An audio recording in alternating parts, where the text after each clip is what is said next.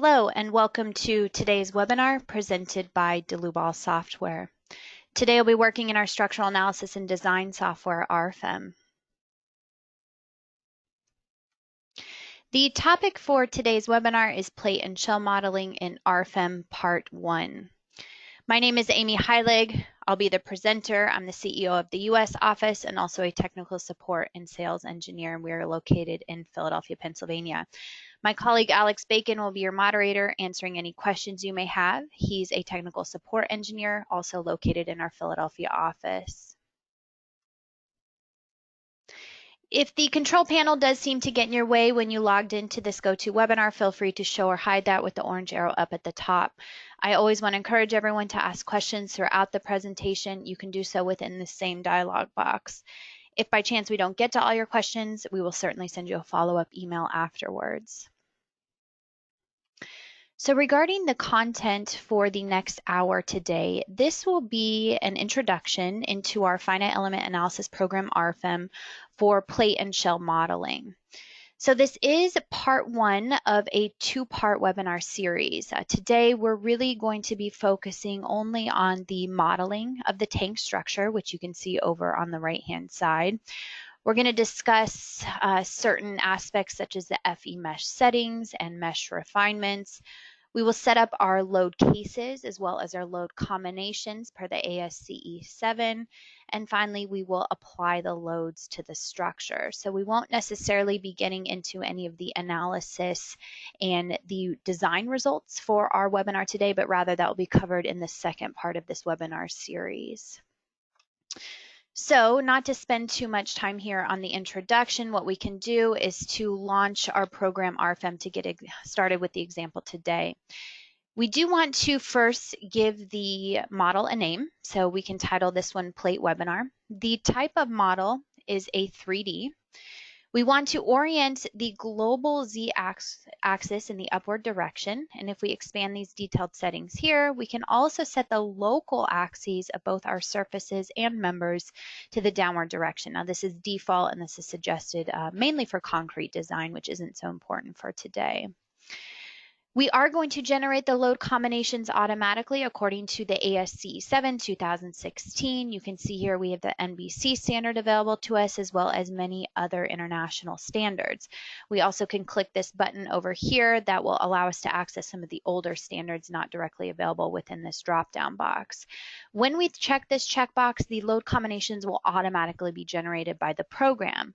In turn, we can uncheck this option here and that will allow us to manually create our load combinations instead. So perhaps we wanted to import in all load combinations from Microsoft Excel, for example. Today we'll be taking advantage of the load combination generator, and we can click OK, and we're immediately brought into our main program, RFEM. Now, not to spend a significant amount of time here either, just giving you a brief introduction into the program. We have our graphical interface here in the center. So as we begin to model the structure, of course, we'll be seeing that right here within the graphical window.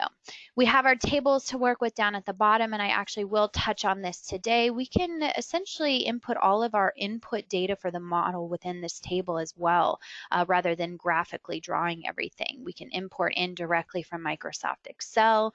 After we run an analysis, which we'll see within RFEM, the second part of this series, we can also export all of our result data to Microsoft Excel from the program here. We have our quick tools up at the top, which we'll certainly be utilizing today. These are customizable. You can add additional tools. We have our drop-down boxes up at the top. And then over on the left, we have our project navigator. So as we begin to generate this model, all of our input data will be available over on the left-hand side here. So we can make quick changes to materials, to surfaces. We also have all of the add-on modules listed within the Project Navigator. So the add-on modules we will not be touching on today, but we'll see this again in that second part series. So to begin with, I want to start off by drawing a new node. Now, typically I would go up here to draw a new node within these quick tools, and I could snap to any portion within my graphical window here. I can type in the XYZ coordinates, but rather what I'd like to do is to actually input the data directly here within the model. And before I do, I want to take a look at the units and decimal places, because today we're going to be working with something a little bit outside of what the default is. Now, you'll notice that we can either set the default here as imperial or metric. So typically I'd set my default to imperial. Now, to change the actual dimensions of my current model that I'm in, what I need to do here is to double click. So you'll notice currently the model is set in metric. If I double click on imperial, everything is set correctly according to imperial. Now for my lengths, I want to give this an adjustment to inches instead, and I'm going to change this to 2 decimal places. So rather than the default of feet, we'll use inches for today's example, and I click OK. So now when we want to go in and type in our coordinates for our nodes directly in the table, you'll notice here I can type or put my cursor within the first cell. Then this allows me to simply type in the X, Y, and Z coordinates. So we'll start off with 0, 0, 0. The next coordinate will be 0, 0, 42 inches in the Z. The third will be 0, 0, and 70. So you'll notice these nodes being generated here in our graphical window as we type them in. Now I have 3 more nodes here I want to input at 16.8, 0, and 66 inches. 19.2, 0, and 63 inches. And finally, my last node will be 19.2, 0, and 42 inches. So here are these nodes displayed in our graphical window, and I can move this table down. And they don't really mean too much right now, but what we want to do is to connect these nodes with line elements. And for this, I will go to the option up here in my tools to draw a new line. The first line segment will just be a simple straight line where I'm going to connect this bottom node to this top node. But my next line element, I would actually like it to be an arc. So we have the ability here to define an arc, and I can select from one node to the next. Now, currently this is in the correct orientation here for defining my radius. But if we saw that the radius was being defined into the page here, all we need to do is just to adjust the plane, local, and Z. Then I can simply type on my keyboard the radius of 5 inches. I hit enter, and now we see a slightly curved line here. I'm going to do the exact same concept to connect these 2 points with an arc, and I'm going to set the radius to 40 inches, and I hit enter on my keyboard. I right click out of this, and now you can see kind of the beginning outline here of the top of our tank structure. I'm going to take all of these elements and highlight them within my selection box, and I'm going to utilize what's called the mirror tool. And the mirror tool is exactly as it sounds, maybe similar to something that we would find in AutoCAD, where we can create a copy, and we'd like to mirror about the X, Y plane. Then we need to select the mirror point location. So for this, I can graphically select this node. You can see the point coordinates are automatically filled in. I click OK, and now I have a mirror for the representation of the bottom portion of my tank. I'd like to delete this node here, but if I simply highlight it and hit delete on my keyboard, these additional line elements are also going to be deleted. So what I can do instead is to right click here, and under delete node, I have the ability to merge the joined lines. So when I do this, you'll notice that I have a single line element here. Okay, so with all of these line and node elements, I'm going to highlight them together, and we're going to use our rotate copy tool. With the rotate copy tool, I want to make 3 copies at 120 degrees. I'm going to rotate about this center point here, 0042. But in addition to this, if I expand my detail settings here, this little magnifying glass, I then have the ability to create surfaces between my copied lines. So when I click OK through all of these dialog boxes, you'll notice that my surfaces were automatically generated. Right now they are this red color, and the reason why is because if I highlight all of them, I double click to edit, the stiffness is set to null. All we need to do is to change this to standard stiffness and to define a material and thickness. Now, typically when you first start the program, the default materials you might see would be steel A992 and concrete 4000 PSI. So rather, we'd like to access our material database. We can use our filters over on the left to filter to metal, for example. Under the next dropdown, we have steel, stainless steel, aluminum, and so on. For today, I want to utilize stainless steel, and in particular, A240. Well, this is a very long list, so we can take advantage here of the search options where I just type in A240, and now you can see my list is a little bit shorter. We also can utilize what's called the favorites group. With the favorites group, we can create a new favorites group or edit an existing group. And this allows me to simply turn on and off these check boxes. I can maybe change these filters over on the left to add maybe a handful of materials that I use quite often for all of my projects. That way I'm not filtering through this long list every time I'm generating a new model. So for example, I added the stainless steel material that I'd like to use for today's webinar. All my material properties are given to me here. Keep in mind that if you don't find your material, no problem. You can always create a new material. You just simply give it a name, you categorize it in one of these drop-down boxes, you input in the material properties, you click OK. It will then be saved into your material database for all future projects. So we are going to utilize stainless steel A240. I need to set the thickness here for the body of my tank to 0.2 inches, and I click OK. So now we no longer have this red color, but rather we have this steel kind of purplish bluish color. So I'm going to move on to modeling the manhole, which is how we access the inside of the tank, of course, from the top. I'm going to put my view here in the reverse Z direction. So I'm now currently looking at the plan view of my structure from the top. I'm going to highlight only a particular segment here, and I'm going to create a user-defined visibility. Now you'll notice that the rest of the tank is grayed out, so I no longer have the ability to select it here. I can even take it a step further by right-clicking within the white space to turn off the hidden objects in the background. So I only have 1/3 of my tank body shown. Now, for the ease of modeling, you'll notice everything's at a skew right here from the global X, Y, and Z coordinates.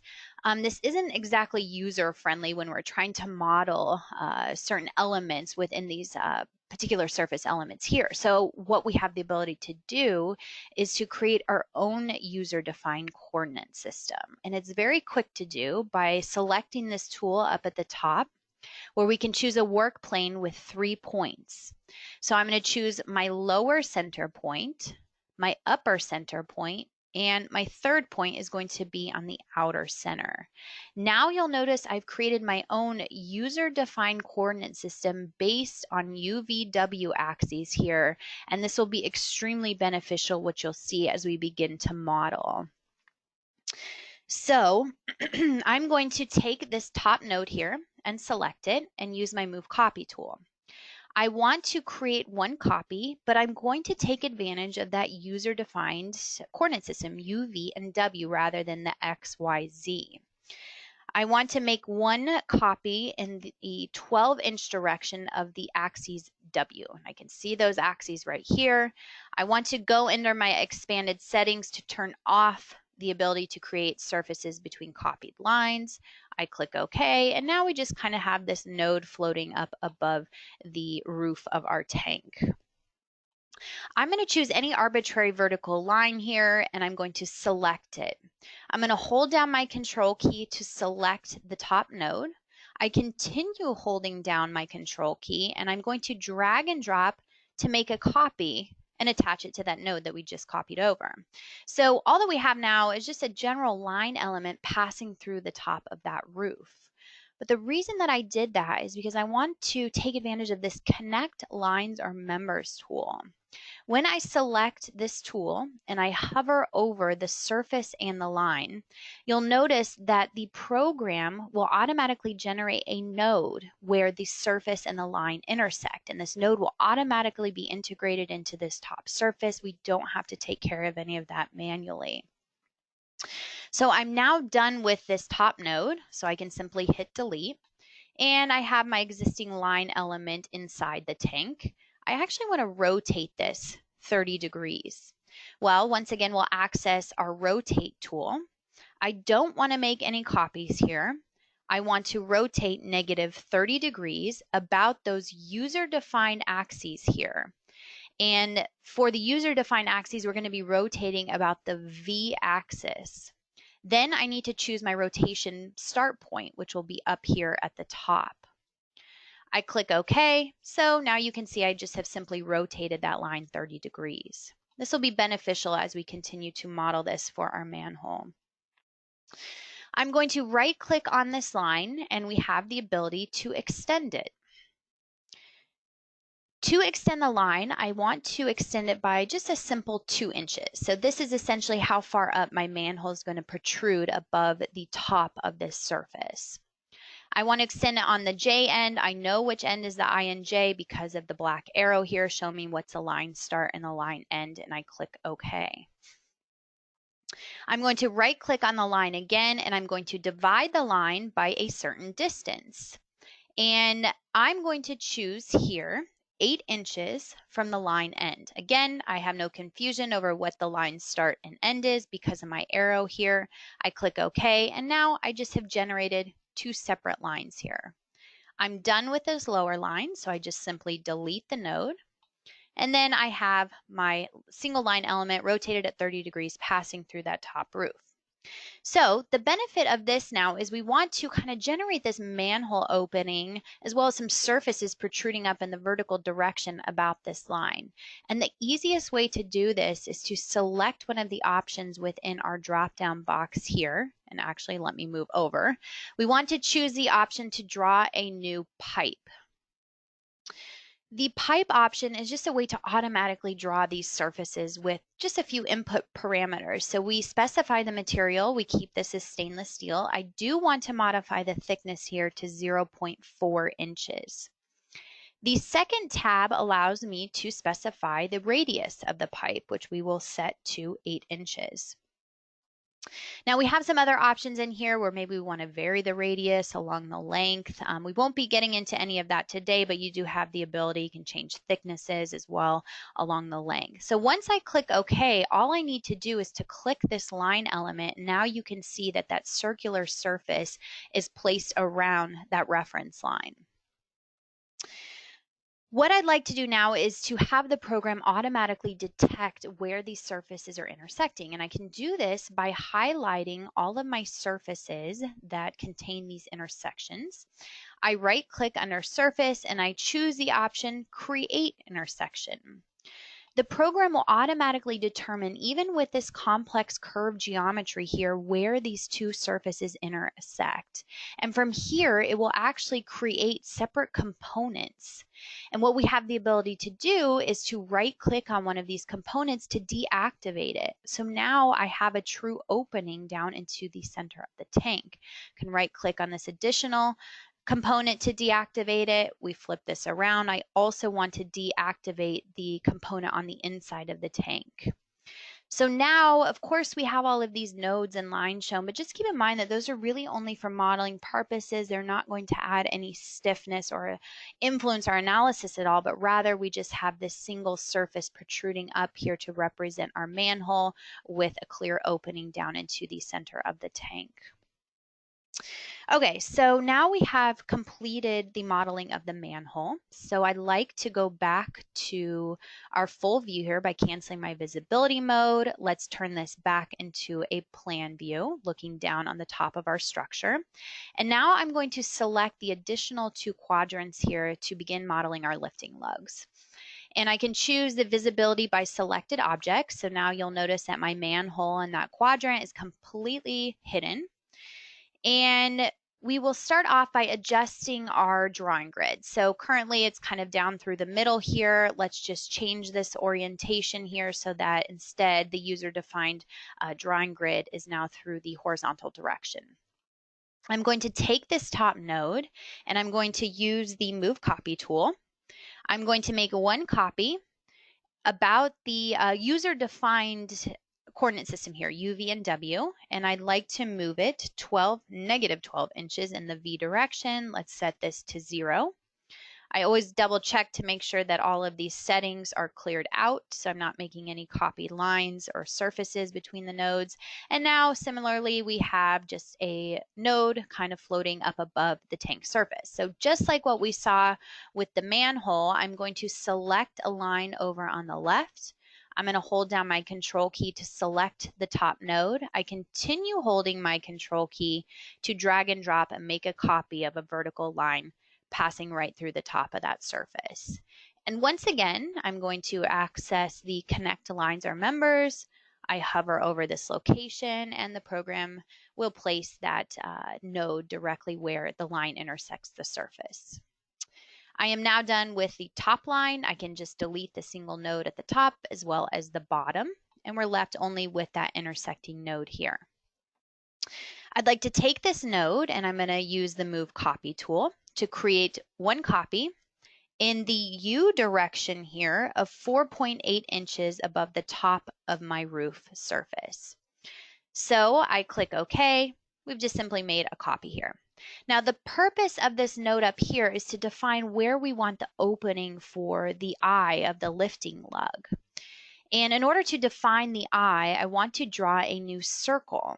And I just want to draw the circle as a line element. So we go up here to our line element, and in addition to straight lines and arcs, we also have the ability to define a circle with a radius. So I choose this option. I just simply snap on that center point. I can type on my keyboard the size of the radius as 0.5 inches. I hit enter on my keyboard, and now we have our first circle shown. I want to do the exact same thing with the outer circle, but this time the radius will be 1 inch. I hit enter on my keyboard. Okay, so you'll notice that I have some nodes generated here automatically from this circle, and it's a little bit difficult for you guys to tell, but these nodes are actually green. And that's in contrast to all of the nodes that we've been using so far, which are a sort of maroon color. Well, the reason for this, if I double click on one of these nodes, it's not the node type standard. You'll notice everything's grayed out, and that's because it's generated from that circular line. So if we want to make changes, we'll have to kind of extract that node away from this line, which we'll see in just a minute. But what we can do with this is to use our Move Copy tool still with it, and we create one copy. The displacement vector here is going to be -8, -2, and 0. I click OK. So I just kind of have a node floating on the inside of my tank down here. And I want to create a line element that connects this node up to this outer circle. And I do so with a straight line element. I connect from the first point here and I zoom in, and instead of choosing this exterior point, I actually want the tangent point. And you'll notice that the program snaps directly to that tangent. And I can click on that, right click to exit. Now, the tangent point is controlled by object snap. So again, similar to AutoCAD, we can take a look at the object snap settings clear down at the bottom of the screen, where I can right click to edit the object snap. Take a look at this second tab here, and this is where we can turn on and off the ability for perpendicular, parallel, tangent, maybe quarter points, third points. Everything is available to us here for those object snap settings. I'm going to take this line and utilize the mirror tool. Before I do, let me zoom out just a little bit because I want you to see those user-defined coordinate system down here at the bottom. So I use the mirror tool. I'm going to create a copy, and this time I want to mirror about the UW plane. So we change this to the user-defined and we choose UW. The mirroring point is going to be the center of my lifting lug. I click OK, and so now we just have the line mirrored about the other side. I am going to use this Connect Lines tool, and I'm going to hover over all of these elements I just created. What this is going to do is to break apart all of those line segments where we have other lines intersecting it. So this allows me to then click on some of these nodes that we don't need, and just to simply clean up the model a little bit, I can zoom in here and clean up this additional node. So now we have a significant portion of the lifting lug drawn. I want one more straight line at the bottom of the lifting lug here to kind of close that loop. Now, currently, these are all just lines and nodes. We don't have a surface defined, so there is no stiffness, material thickness associated with this lifting lug. How we do that is to draw a new surface, and within my drop-down box here, I can just simply select the boundary lines. I choose stainless steel. We already have that defined. The thickness is going to be set to 0.75 inches. I click OK. I simply snap on this exterior line. The program recognizes it's a closed loop, and my surface is automatically generated. Now we do want to add an opening here for the eyelet of the lifting lug. In the similar way, right next to drawing a surface, I can draw an opening, and I can simply select the boundary lines here to consider that opening. So our lifting lug on the left-hand side is complete. Now I'd like to copy this over to the right-hand side. So what I can do is just to use my selection box here to only select the lifting lug. I can use my mirror. I want to create a copy about the UW plane again, and my reference point is going to be right here in the center at 0070. I click OK, and now my lifting lug is drawn to the other side. But we have one slight problem that we need to take care of, is that these lifting lugs are now passing through the top of this surface. So similar to the manhole, what I can do, and I think it's a little bit easier if we turn this into a wireframe view, to select all these surfaces that kind of have this intersection going on, we can right click, and under surface, we can choose the option create intersection. So now you can see when I go back to the rendered view, the program automatically recognizes where this lifting lug is connecting to this somewhat complex curved surface at the top of our domed roof. Now I want to do the same thing over here, and let me exit out of this. We'll turn this to wireframe view, and we select our lifting lug and some of these component surfaces that are associated here. And we right click on the surface. We choose the option to create intersection. And once again, we have a nice visibility here of where those are passing through each other. I want to hold down my control key here to select both of the components underneath the tank to right click and deactivate. So now those surfaces really no longer exist for our analysis. And essentially, once I cancel out of this visibility mode, the bulk majority of our modeling is complete with the tank, including the manhole and the lifting lugs. So what we would like to move on to now is the legs. And of course, this tank is going to be sitting on some type of legs along with eventually the foundation. So to move on to the legs, I do have a node existing underneath these axes here. And if I would like to disable the view of these axes, that's all controlled under the display tab. So this display tab really allows me to turn on and off everything graphically here that I'm viewing. This will come into handy as well once we view our results. But for these axes at the 0 point, what I can do here is essentially scroll down to where I see the general tree. And from here, I have the axis system where I can disable the X, Y, and Z at the 0 point. So now I can see this node that was somewhat hidden underneath there. I'm going to take this node, and we can also access our Move Copy tool by just right-clicking on an element. So we don't necessarily have to go up to this toolbar every time, but another way to access it is to right-click, choose Move Copy. We create one copy. We want it about the user-defined coordinate system here, and we will copy it 0017 inches in the W direction. Underneath the expanded settings, I want to create a line element between my copied nodes. So now when I click OK through all these dialog boxes, we have a simple line element shown 17 inches away from that original node. I'd like to draw a rigid support surface here for the bottom of my leg. And the purpose of this rigid support will make a little bit more sense further on, but it's really just for load distribution down into our support. So in order to draw this 2-inch by 2-inch rigid support or rigid surface, I'm going to change around my drawing grid here, and we're still in the user-defined drawing grid. So I can also relocate my origin of the drawing grid by snapping to this node here. So now you can see that my drawing grid is on that same level. If I zoom out, all of these tiny little points here on my drawing grid by default are set at 1 foot, and that's a little bit too big for our example today. So we can edit that by right-clicking at our drawing grid options down at the very bottom of the screen. So I right-click, I choose Edit, and instead of the default 12 inches, we can modify this to every 1-inch spacing. When I click OK, you'll notice my drawing grid is significantly smaller, but now all of these little points are located only 1 inch away from each other. So to draw my rigid rectangular surface, I can use my drop-down box up at the top to choose rectangle, but even better would be the rectangle via center.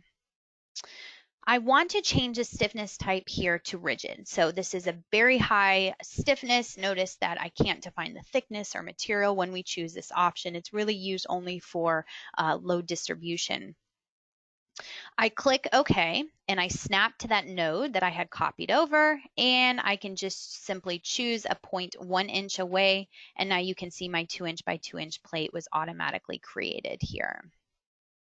Turning this into a wireframe view with my view options up at the top, I'm going to hold down my control key to select all 3 of my exterior lines here. Now, previously, yes, we're familiar with the Move Copy tool. We could create surfaces between the copied lines, but also what we have the ability to do, just another option within the program, is to right-click to extrude the line into a surface.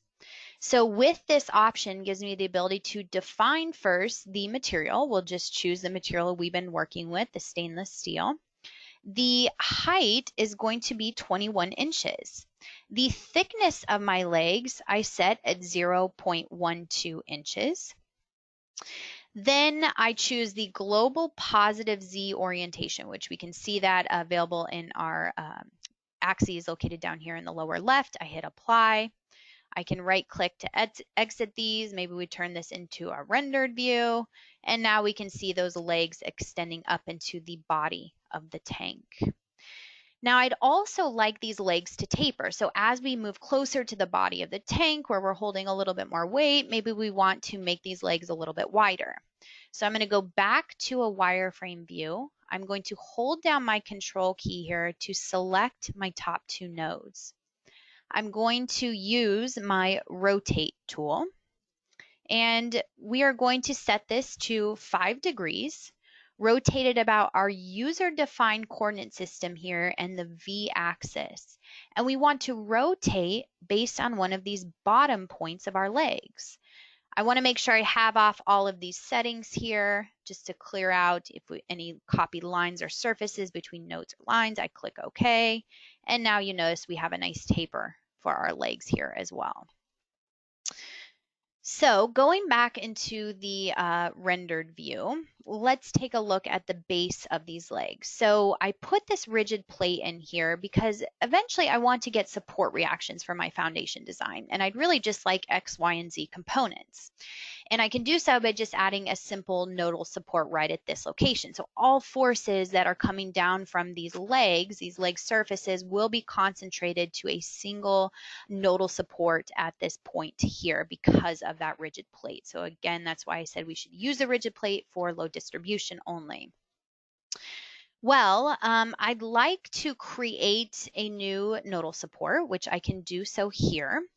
and I create a new definition type. Of course, we have the ability to specify in any of the 6 degrees of freedom, 3 in translation, 3 in rotation, whether the support is fully fixed or fully released. We have partial fixity here with spring constants, and because RFEM is a nonlinear analysis program, we can specify geometric nonlinearities here as well. So if we have a friction support, sliding, maybe we have failure in uplift, for example, all of that is possible with these nonlinearities. Now for today, I want to specify just a typical pin type support, but here's the issue, that my nodal support reactions are going to be based on these global X, Y, and Z coordinates.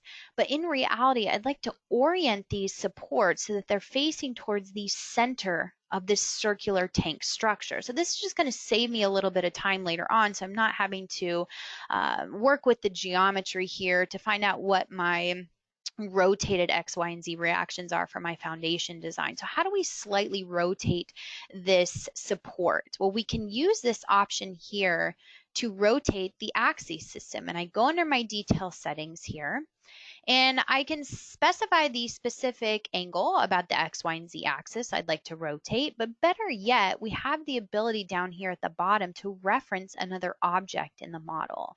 And for this example today, I can graphically select this line. If you remember, we created a little while ago, line number 49.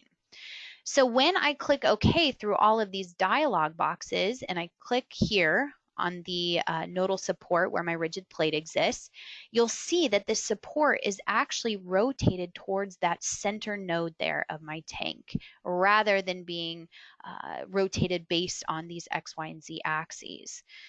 But it's also very clear that right now our support is upside down. And that's just simply because if I right click on this line to view the local axes, remember the support is referencing this line, well, my Z axis is pointed downwards. So how do we quickly change that? No problem, just double click on the line element itself, go to the rotation. We can rotate 180 degrees. I click OK, and now you can see that our support is in the correct position here. So I can right click, turn off the local axis system. What I would like to do is to rotate these legs around the rest of my structure without having to remodel everything manually. So let's turn this into a wireframe view. And I'm going to highlight only over this leg and this nodal support, and also hold down my control key to select this line. I'm going to use my rotate copy tool. I want to make 2 copies here, and I want to rotate 120 degrees. We want to rotate about the global Z axis this time. That's fine. We could use either the global or the user defined. We'll choose the Z. We want to rotate about this 0, 0, 0 point. I make sure again that all of my settings are turned off here. Yes, they are. I click OK. And just like that, we have our additional legs modeled. But if I turn this into a plan view, and I take a look at my model, that original support is great. It's facing towards the interior center point of this tank, but these other 2 are not.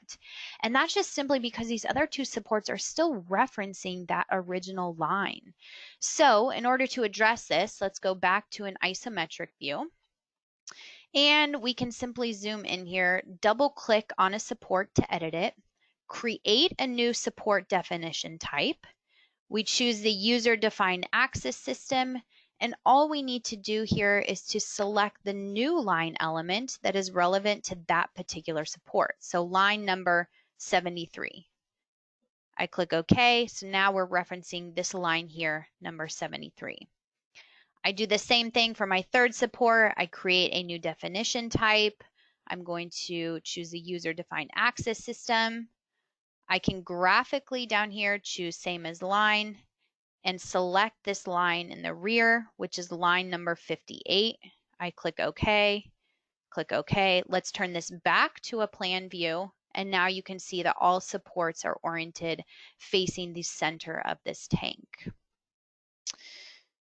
One more thing to take care of though, if you remember, we go back to this render view, these legs are just passing up through the body. So this probably tells us we need to do some type of intersection tool again within the bottom legs for the body of the tank.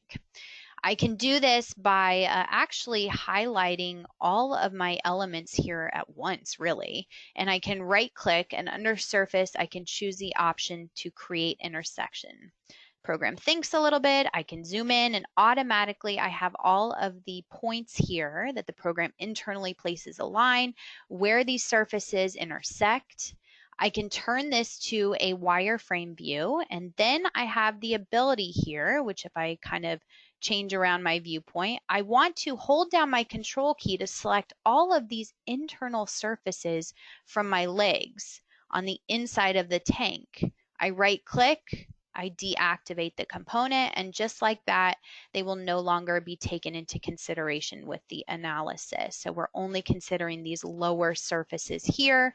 All of the internal surfaces, although the lines and nodes are still shown, are not there anymore for the analysis. That really sums up the modeling here of our tank. And there are a couple more points that we need to discuss before we get into loading. And the first is going to be the FE mesh. So I'm going to turn off my grid setting down here at the bottom. And let's go up to calculate FE mesh settings. The default FE mesh settings for a new model is typically 12 inches, 1 foot. So if I choose the option here to regenerate my FE mesh and I click OK, we can take a look at our FE mesh generated. And maybe I turn this into wireframe view and we can see that this is an absolute disaster. This FE mesh is entirely too large to get accurate results here.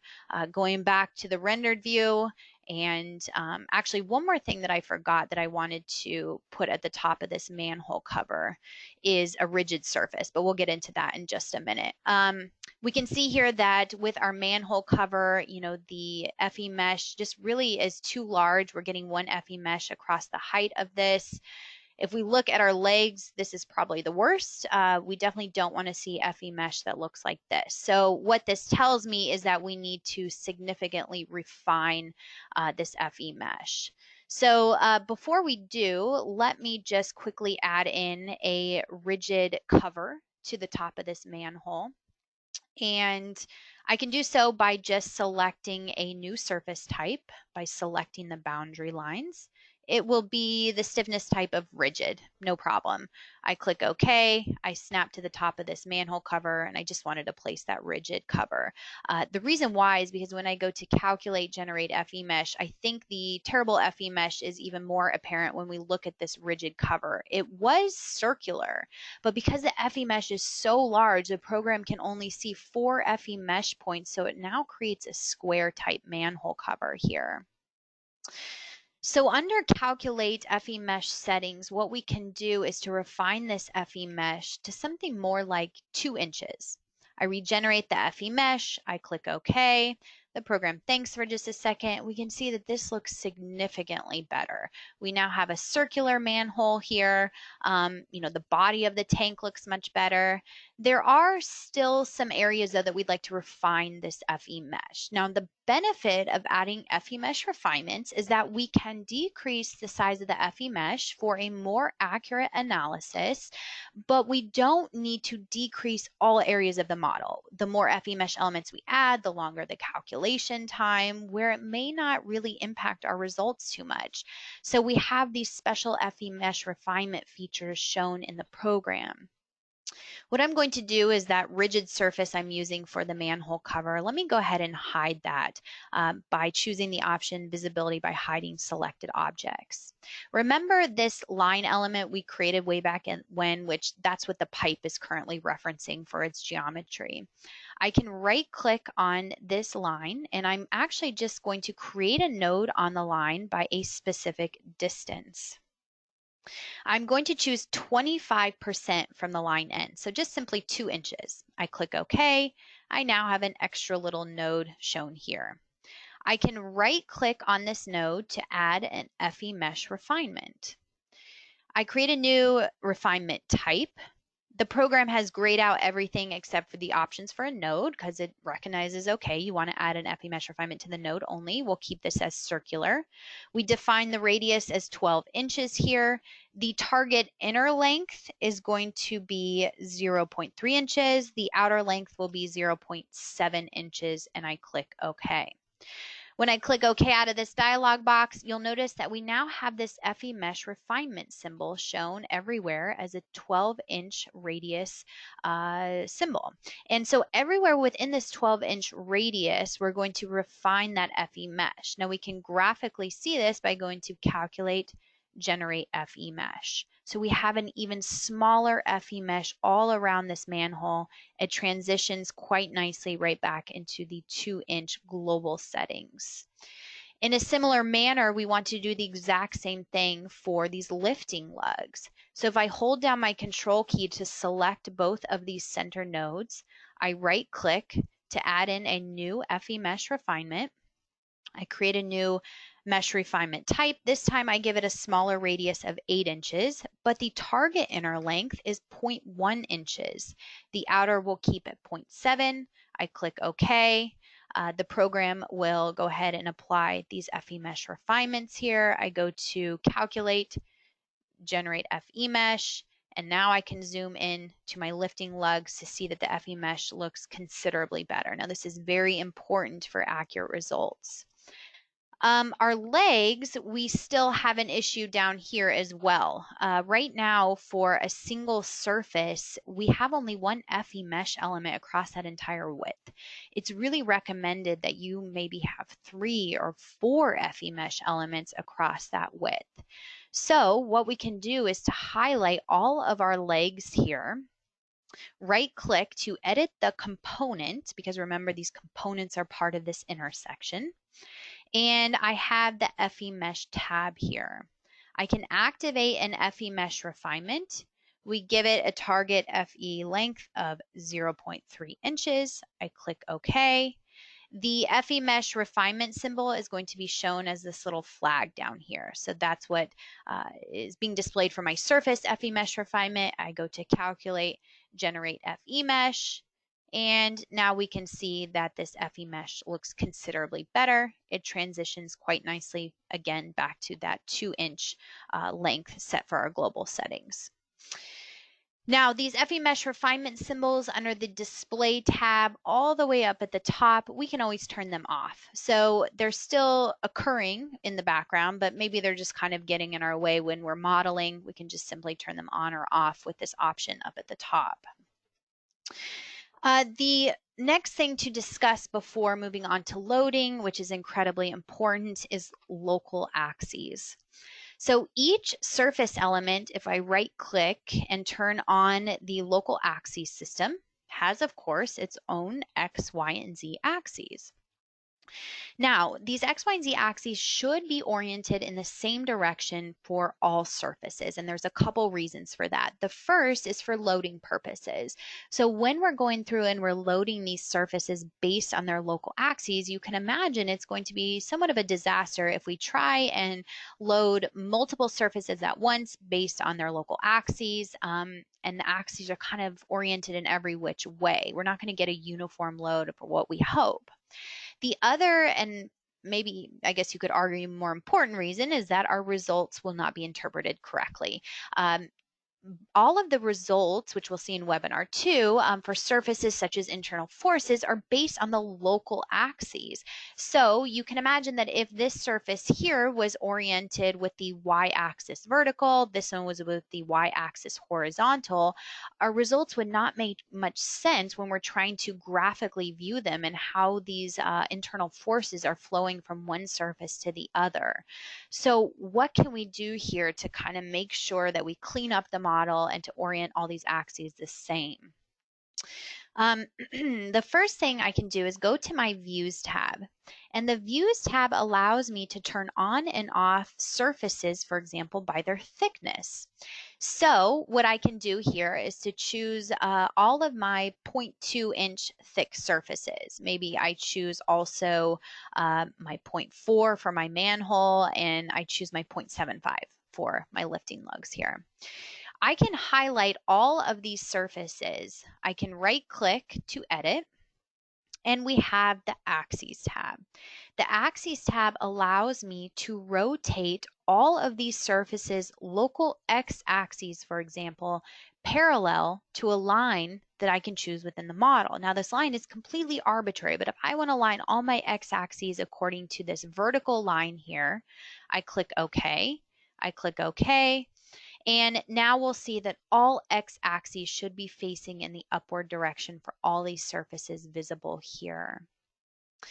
In the same exact manner, maybe I want to activate my 0.12 inch thick surfaces, which these would be my legs. So I'm going to highlight all of the leg surfaces. I'm not highlighting any of the components up at the top that are maybe deactivated, just really the active surfaces here. I right click to edit the component, and we're going to orient the local x-axis parallel to any arbitrary vertical line here. Line number 82 is great. I click OK, and we can cancel out of our visibility mode here to see that all local x-axes oriented in the same direction. So that takes care of X and Y, but Z is a little bit different. With the Z axis, you can see that for the body of my tank, it's pointing inward, and my legs is pointing outward. Again, very important for loading purposes, which we'll actually see in just a minute. Under the Display tab, I have the ability at the very bottom to view my colors in the graphics according to, let's say, the surface stiffness. You know, remember we have a rigid surface up here. Maybe I want to view according to the surface thickness. And now the colors are based on the different thicknesses. But we also have the option to show the plus and minus Z sides of the surfaces. So when I go into a solid display of the model, all of the red surfaces have my Z negative pointing out toward me, essentially. We see the blue surfaces down here. That would just indicate the positive Z axis is pointing outward. So you can imagine that this would be extremely beneficial for a huge model that you just want to quickly look. If one of these surfaces within the body, if I right click and I reverse the local axis system, was entirely blue, we know that our Z axis is not oriented in the same direction. Well, what I'd like to do is to point all of these Z surfaces out. So I go back to my Views tab here. I'm going to select all of my 0.2. We're also going to select the 0.4 inch surfaces. I can highlight, let me actually right click to turn this local axis system back to where it originally was. We highlight all of these elements here.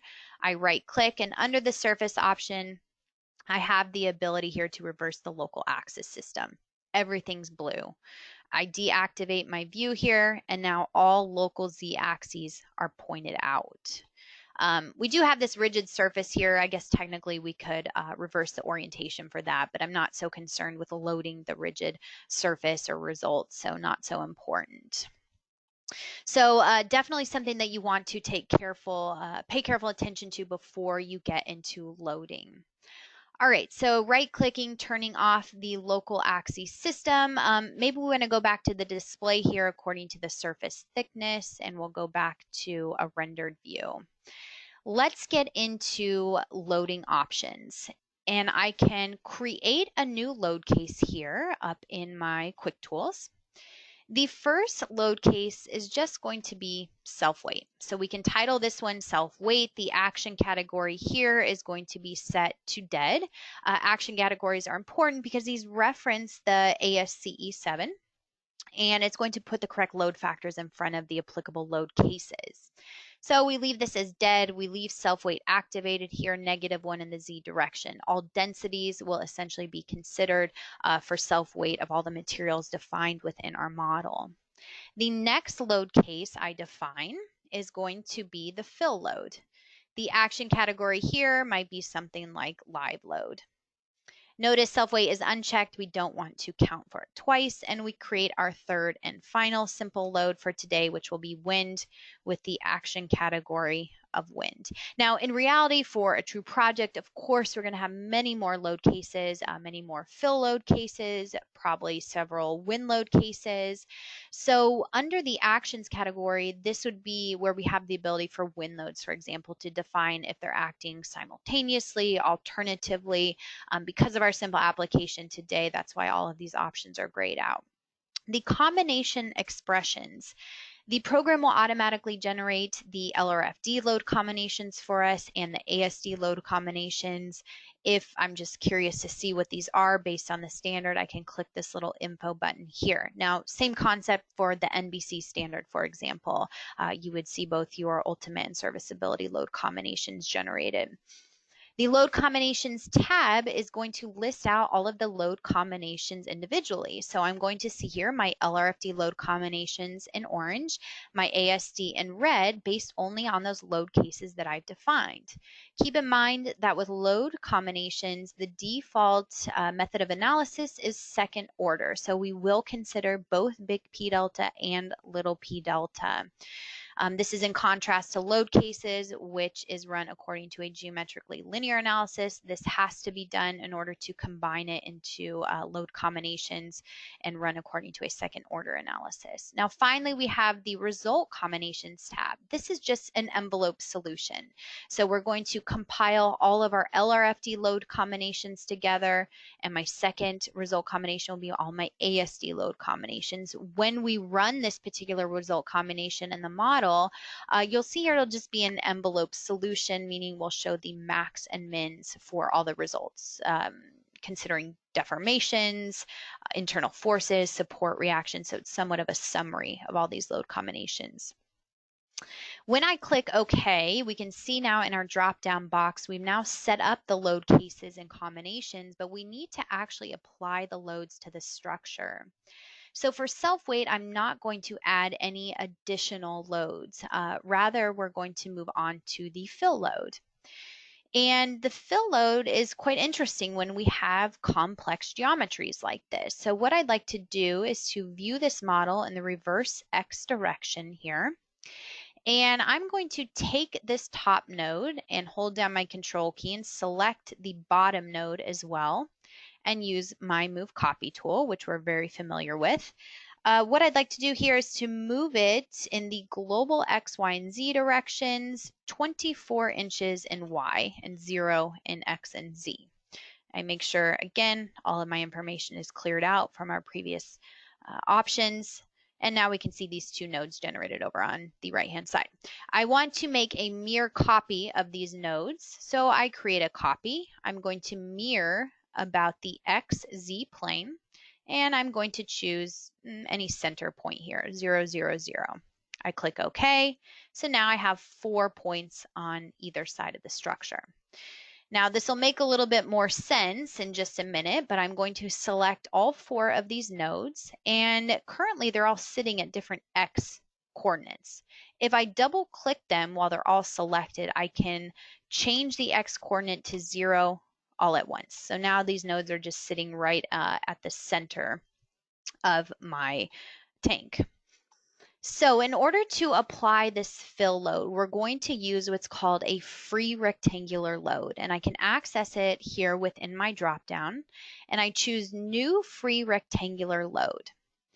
I'm going to apply this to only the surfaces here within the body of the tank. So I go to my Views tab, I select here maybe only my 0.2 thick surfaces.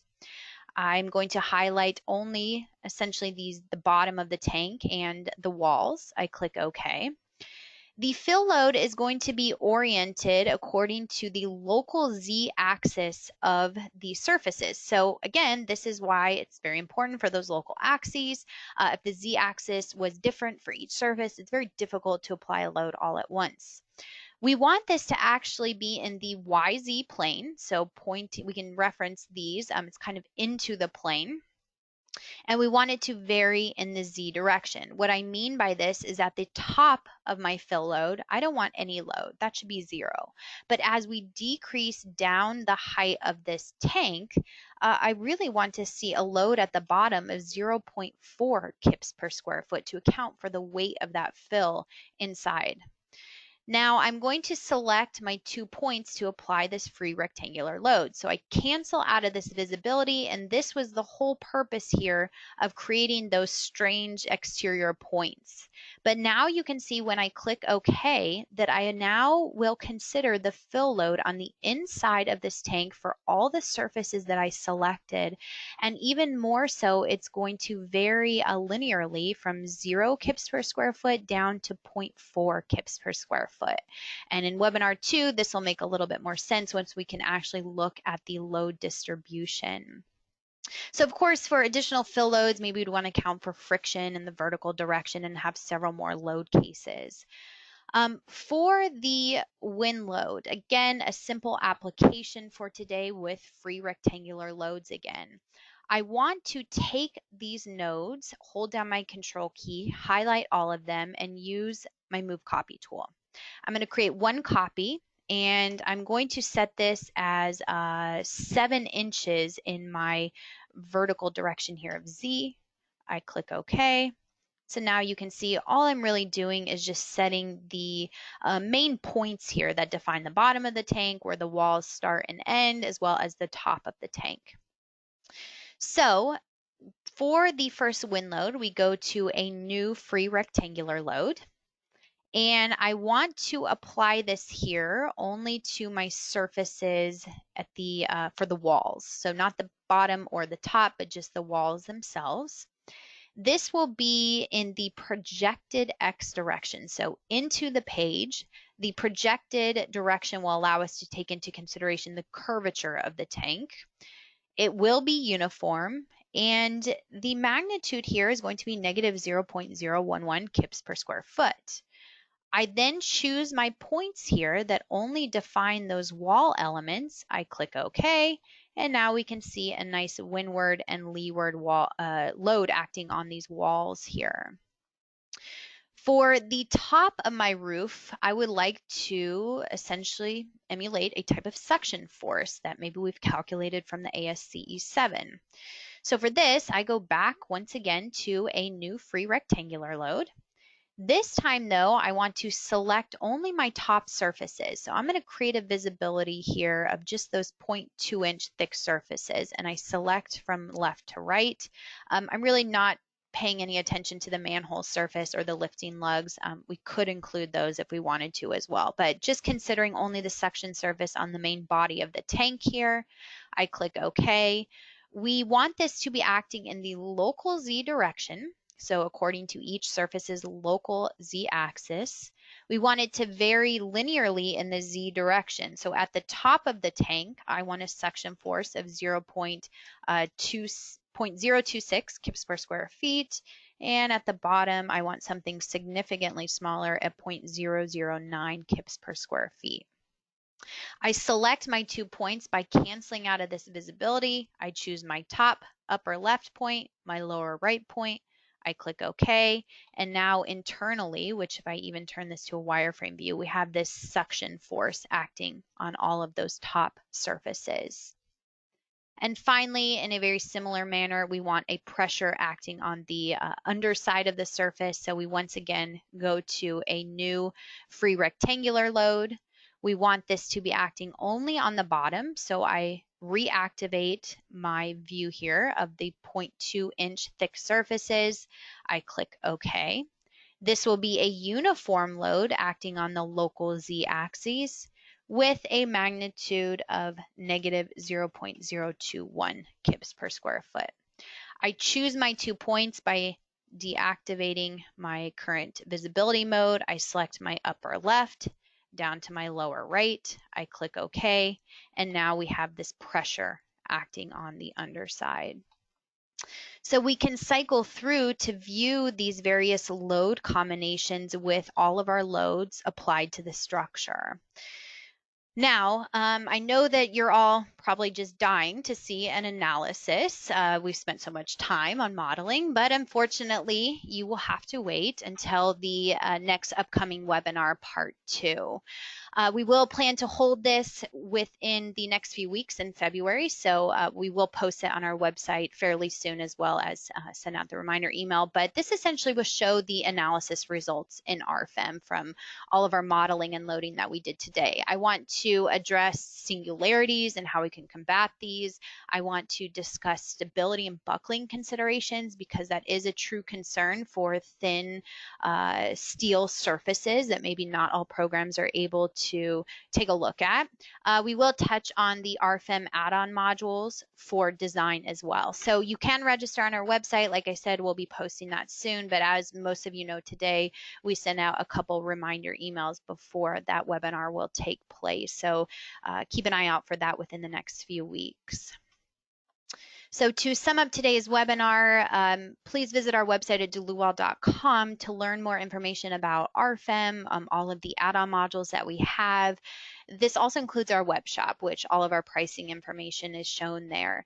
I always encourage everyone to follow us on our social media accounts, specifically maybe YouTube, which has all of these videos and previously recorded webinars similar to this posted that you can watch at your own leisure.